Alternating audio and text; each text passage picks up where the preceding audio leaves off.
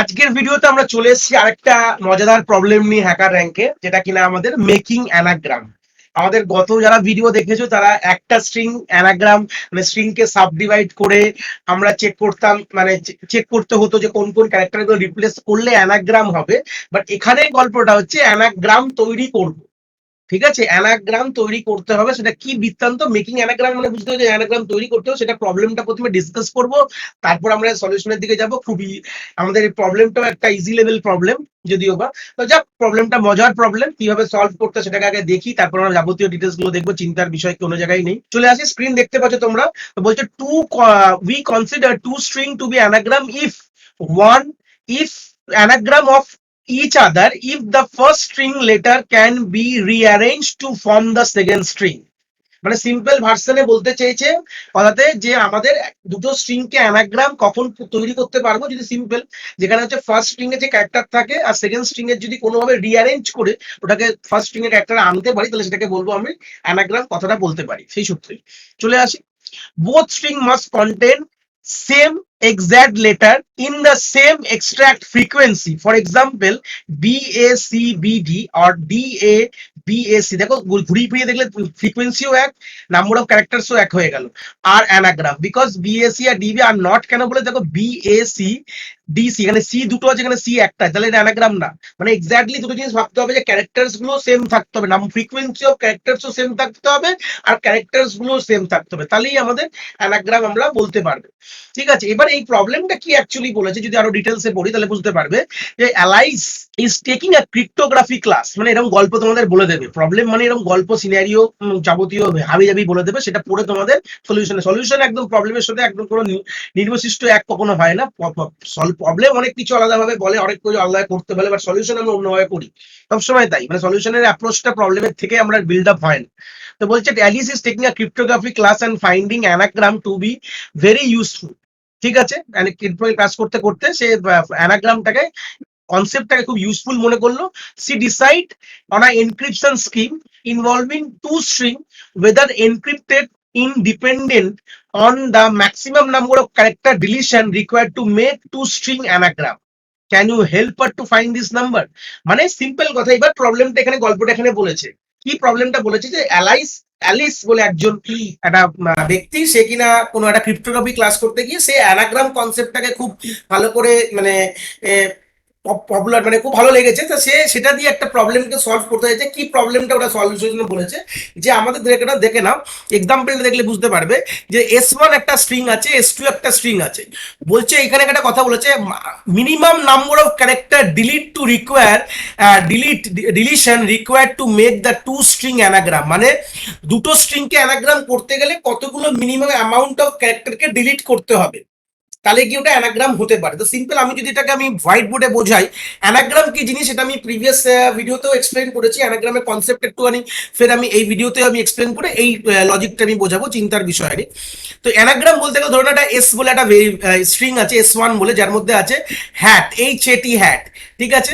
আর সেই সূত্রে S2 বলে একটা স্ট্রিং আছে যেখানে আছে TAH, যাই হোক নাম হলো হয় না উচ্চারণ, তো যাই হোক লিখেছি।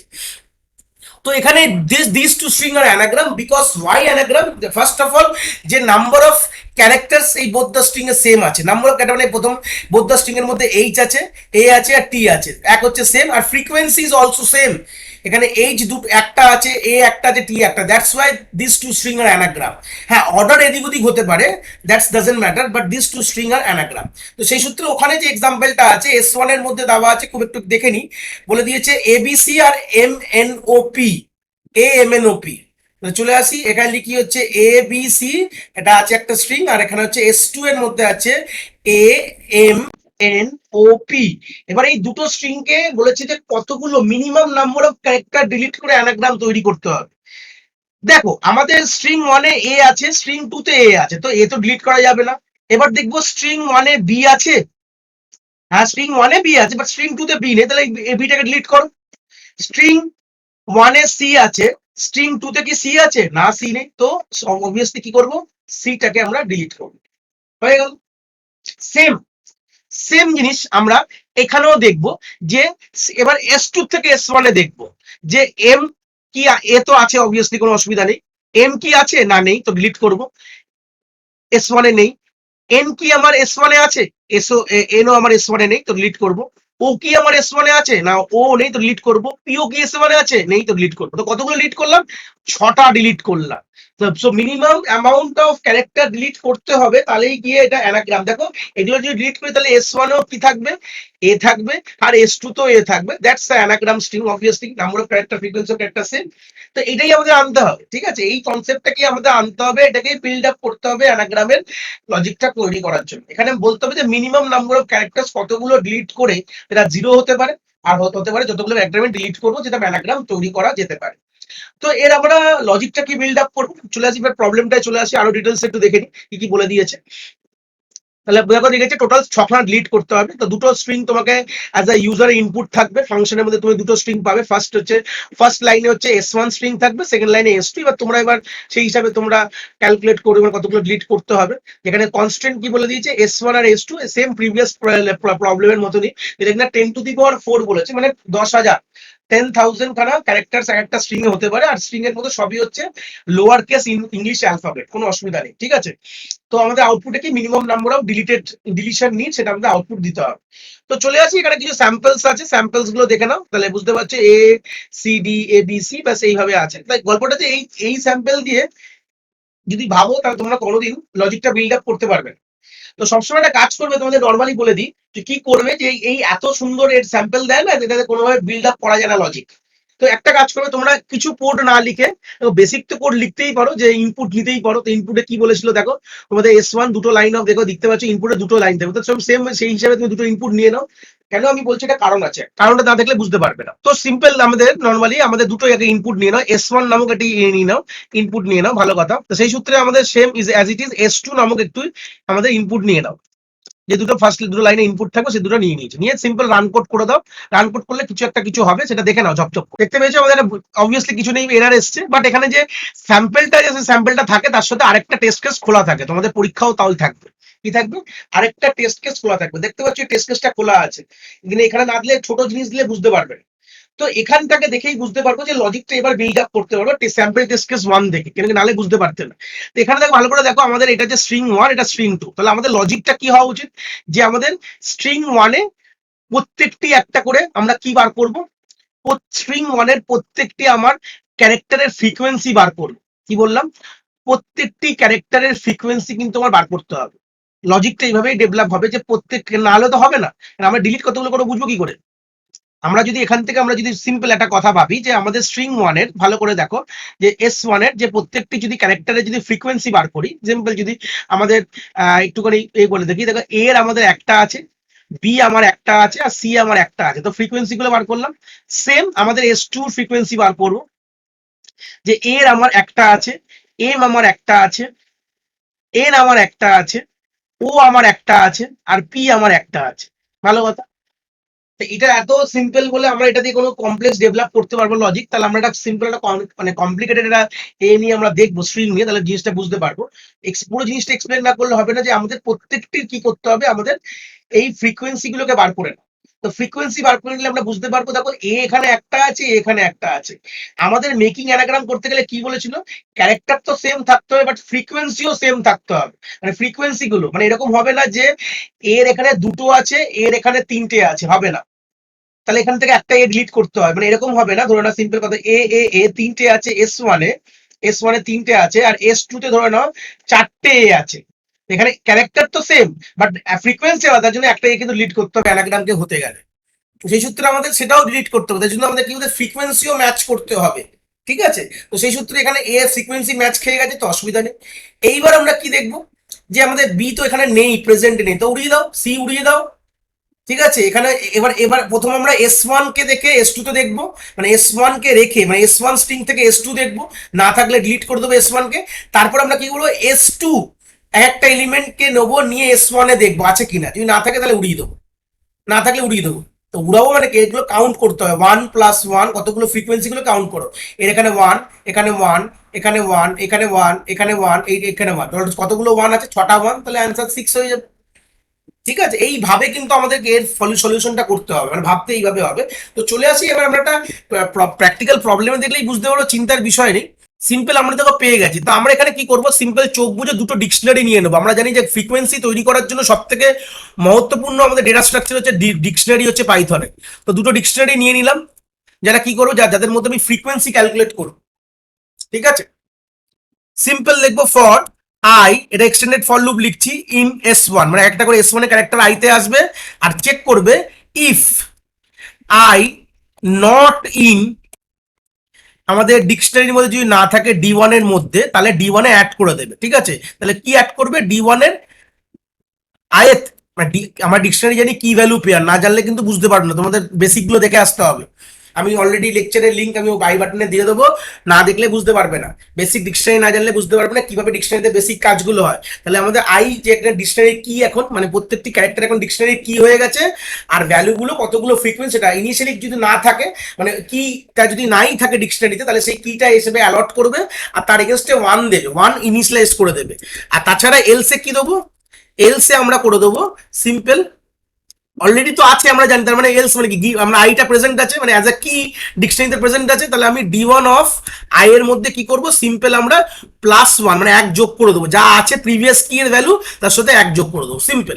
এটা যেরকম করলাম আমি D1 এর জন্য, এই একই জিনিসটা আমি করব D2 এর জন্য, মানে এটা D1, এটা S এর 1 এর জন্য করেছি, মানে S1 যে ইনপুট মানে স্ট্রিংটার জন্য করেছিলাম, তো সেই সূত্রে আমরা সিম্পল এটাকে S2 এর জন্যও করবো।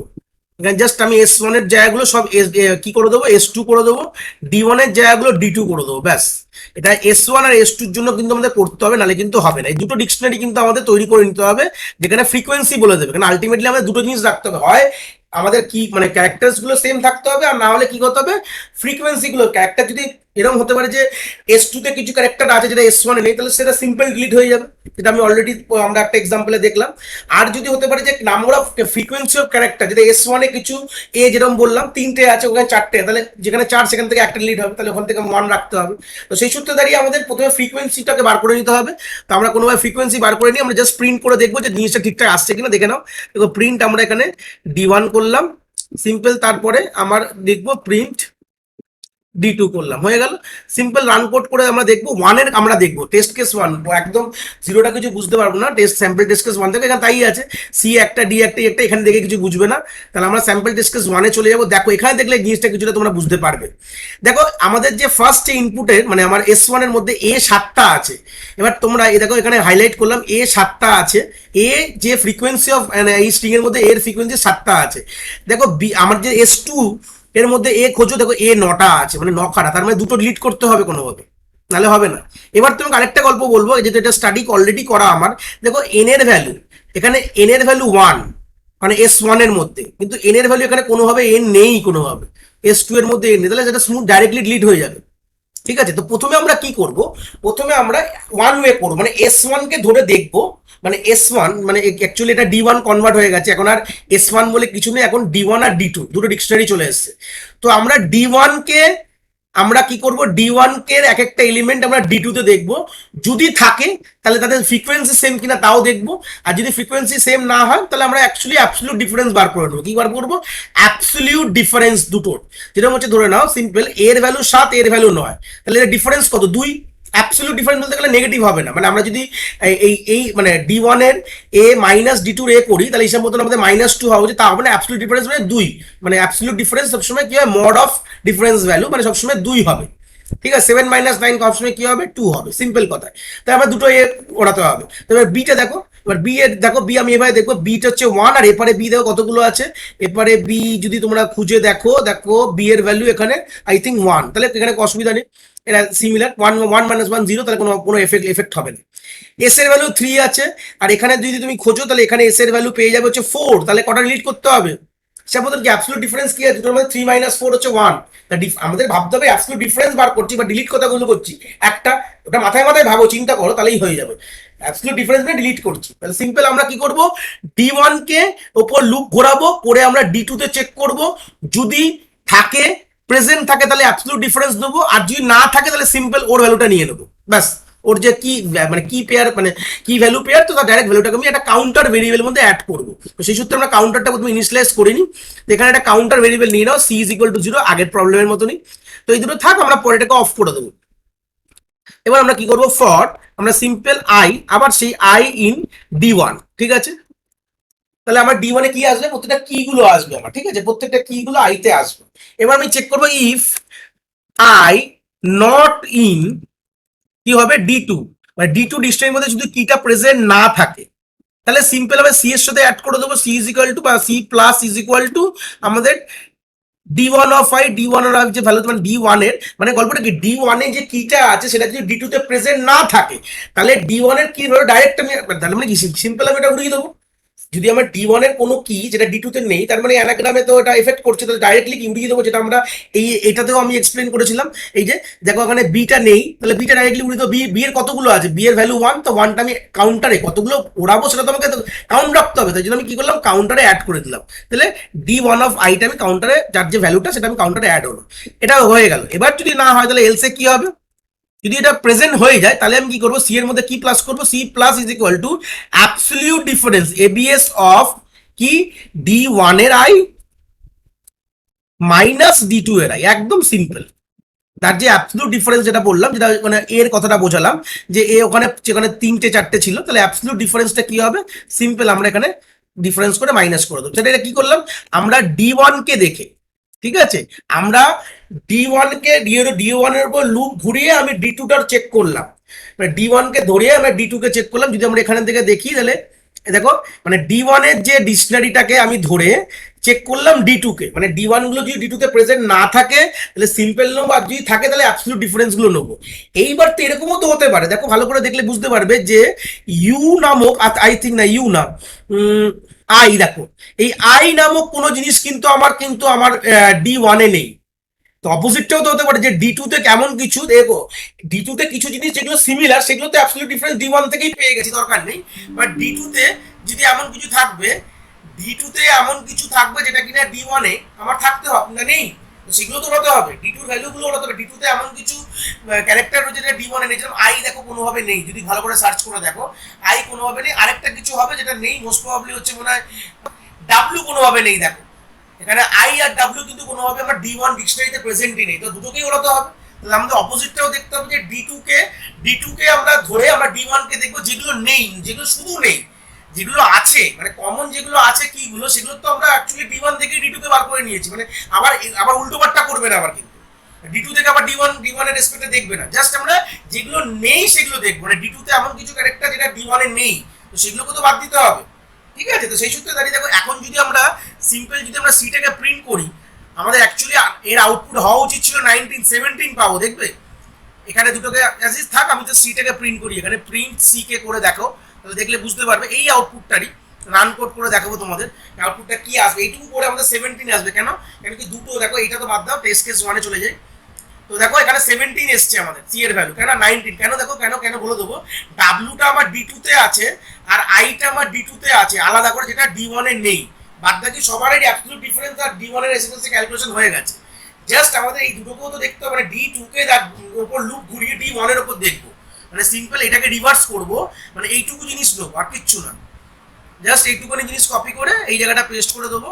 এখানে আমরা কি করব, আই ইন D2, এবার D2 এর উপর লুপ ঘোরাচ্ছি, চেক করছি যদি আই যদি না থাকে D1 এর উপর, D1 এ যদি না থাকে তাহলে সিম্পল আমরা সি আমরা অ্যাড করবো, মানে কাউন্টার ভেরিয়েবল অ্যাড করবো। আর এই দুটো জিনিসটাকে আমরা কোডে রাখতে পারি ফর ট্রায়াল এন্ড পারপাস, আর কমেন্ট করে দিতে পারো, বা তোমরা এটাকে কি সিম্পল কি করতে পারো, উড়িয়ে দিতে পারো, কোনো অসুবিধা নেই। এবার আমরা সিম্পল এখন যদি সি কে চালাই, রান কোড করি, একদম স্মুথলি প্রোগ্রাম চলবে, যেখানে কোনো রকম কোনো মোস্ট প্রবাবলি এটা D1 অফ আই হবে না, এটা D2 অফ আই হবে, অবভিয়াসলি এটা ভুল আছে, D2 অফ আই হবে, D2 যে আই এর সাথে মাল্টিপ্লিকেশন হবে, মানে অ্যাডিশন হবে, স্বাভাবিক কথা। এবার কোডটা একদম কোড ক্লিয়ারলি রান করে যাবে, কোনো অসুবিধা নেই, যদি সাবমিট কোড করি এক চান্সে পুরো বেরিয়ে যাবে, চিন্তার কোনো বিষয় হবে না তোমাদের। চলে এসেছে টেস্ট কেস, দেখো দেখতে পাচ্ছ তোমরা হুড় করে টেস্ট কেস রান করছে, কোনো অসুবিধা নেই, দেখো সবগুলো টোটাল যতগুলো ছিল সবগুলো রান করে গেছে, কংগ্রাচুলেশন, ওরা মেসেজও আমাদের দিয়ে দেবে, কংগ্রাচুলেশন আমরা পাস করে গেছি। তো আশা করি তোমরা মজা পেলে, আমরা এই হ্যাকার র্যাঙ্কের প্রবলেমটা সলভ করে, সোজা ছিল বাট প্রবলেমটা সলিউশনগুলো অ্যাপ্রোচগুলো আমি দেখাই এখানে কিভাবে হয়। তো যদি ভিডিওটা ভালো লাগে থাকে বন্ধু বান্ধবের সঙ্গে শেয়ার করবে, লাইক করবে, আর যদি দরকারি মনে হয় অবভিয়াসলি সাবস্ক্রাইব করবে, কারণ পরবর্তীকালে আমরা এরকম ভিডিওস আরও এই সিরিজে নিয়ে আসবো। তো আমাদের বেল বাটনটাও একবার তোমরা ইয়ে করে রাখবে, যাতে তোমরা যখনই আমরা এরকম ভিডিও নিয়ে আসি তোমরা যাতে সবার প্রথমে তোমাদের এই মজার ভিডিওগুলো তোমরা যাতে দেখতে পারো।